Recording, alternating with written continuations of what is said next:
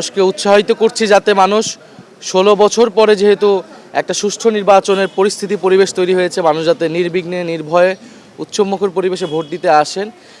এবং কারণ এবারের ভোটটা একেবারেই নতুন এবং বাংলাদেশের ভাগ্য পরিবর্তনের ভোট, যেহেতু গণভোটও একসাথে হচ্ছে, মানুষ যাতে এই ভোট কোনোভাবেই এই ভোটকে ভোট প্রদানে ভয় না পায়। কারণ আমরা দেখছি বিভিন্ন এলাকায়, ইভেন আমার এলাকাতেও এক ধরনের ভয়ের পরিবেশ তৈরি করে রাখা হয়েছে এখানে।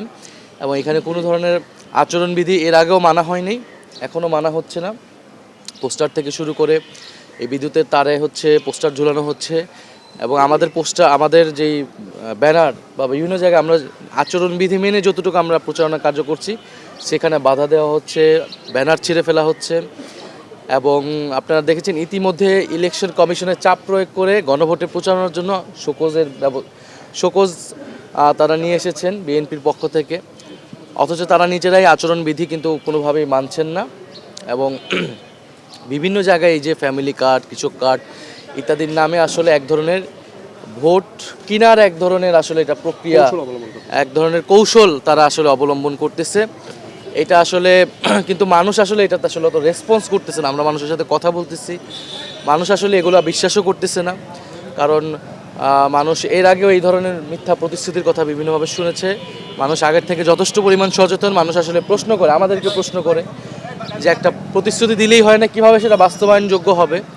ফলে আমাদের যারা প্রতিদ্বন্দ্বী জোট রয়েছে তারা যে বিভিন্ন মিথ্যা আশ্বাস দিচ্ছে, তারা আসলে বাস্তবায়নের কোনো রূপরেখা তারা নাই। এবং এগুলো আসলে আমাদের দেশের জাতীয় যে সমস্যা এই মুহূর্তে এবং ভবিষ্যৎ সরকারের, পরবর্তী সরকারের যে দায়িত্ব, সে তুলনায় এই সমাধানগুলো খুবই অপ্রতুল। প্রতিদ্বন্দ্বী পক্ষ রয়েছে তারাই মূলত এই কাজটা করছে, এর আগেও করেছে। যখন নির্বাচনী প্রচারণার সুযোগ ছিল না, তারা শোকসভার নামে, এটার নামে সেটার নামে আসলে প্রচারণা চালিয়েছে। এগুলো আসলে আমরা অত বলতে চাই না, এটা ইলেকশন কমিশনেরই দায়িত্ব। আমরা আমাদের কাজটাই আসলে করতে চাই। আমরা এই 11 আসনে বিভিন্ন এলাকায় বিভিন্ন ধরনের সমস্যা, যেমন এই এলাকায় আমরা আজকে এসেছি, এখানে পানির একটা বড় সংকট আছে।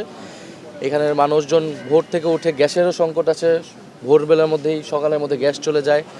পানির সংকট আছে, ওয়াসা এটা আবেদন করা হয়েছে, সেটা আমরা কিভাবে এটাকে তাদের এই একটা সুবিধা আদায় করতে পারি।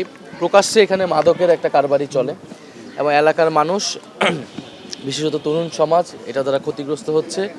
এই মাদককে নির্মূল করতে হবে। এই মাদকের সাথে যুক্ত আসলে প্রশাসন এবং রাজনৈতিক ব্যাকআপ। ফলে এই দুইটাকেই আমাদেরকে যদি আমরা দূর করতে পারি, এই মাদক সমস্যা সমাধান সম্ভব। এছাড়া তো চাঁদাবাজি, ভূমি দখল, জমি দখল, এটা তো আসলে সারা বাংলাদেশের চিত্র হয়েছে 5ই আগস্টের পরে একটি দলের পক্ষ থেকে। এইটা এই এলাকাও এটার বাইরে না। এবং এই এলাকায় বড় ধরনের আসলে ভূমি অধিগ্রহণ, জমি দখল, এটা এর আগেও হয়েছে, সেটাই কন্টিনিউ করছে এখন আমাদের যে বিরোধী দলের, মানে আমাদের যে প্রতিদ্বন্দ্বী দল রয়েছে তাদের, যিনি প্রার্থী রয়েছেন তাদের পক্ষ থেকে আর কি। ফলে আমরা মানুষকে এই কমিটমেন্টের জায়গাটা দিচ্ছি। এছাড়া আমরা জাতীয় পর্যায়ে আমাদের যে কমিটমেন্ট আছে দুর্নীতি, বৈষম্য এবং আধিপত্যবাদের বিরুদ্ধে সংস্কারের পক্ষে, সেই প্রতিশ্রুতিগুলো আমরা মানুষের কাছে দিচ্ছি। আমরা আসলে নির্বাচনী প্রচারণাটাই করতে চাই। আমরা চাই নির্বাচনটা সুষ্ঠুভাবে অনুষ্ঠিত হোক 12ই ফেব্রুয়ারি, সেটার জন্য পরিবেশ যাতে নিশ্চিত থাকে এবং এই 12ই ফেব্রুয়ারি যাতে সুষ্ঠুভাবে ভোট হয় সেটার জন্য যা করণীয় ব্যবস্থা আমরা আমাদের পক্ষ থেকে করব। আমাদের তরুণ সমাজ, আমাদের সচেতন নাগরিকরা ভোট কেন্দ্রে শুধু ভোট দিতেই আসবে না, এবার তারা ভোট কেন্দ্র পাহারা দিবে এবং ভোটের ফলাফল নিয়ে তারা বাসায় যাবে। যদি আমরা দেখি শেষ পর্যন্ত এই ইলেকশন কমিশন চূড়ান্ত পর্যায়ে গিয়েছে, তারা নিরপেক্ষতা একেবারেই ধার ধারছে না, তাহলে তো আমাদেরকে এই ইলেকশন কমিশনের বিরুদ্ধে আমরা সর্বাত্মকভাবে নামবো। সেই আমরা আগাম সতর্কবাণী আমরা ইলেকশন কমিশনের জন্য আমরা দিয়ে রাখছি।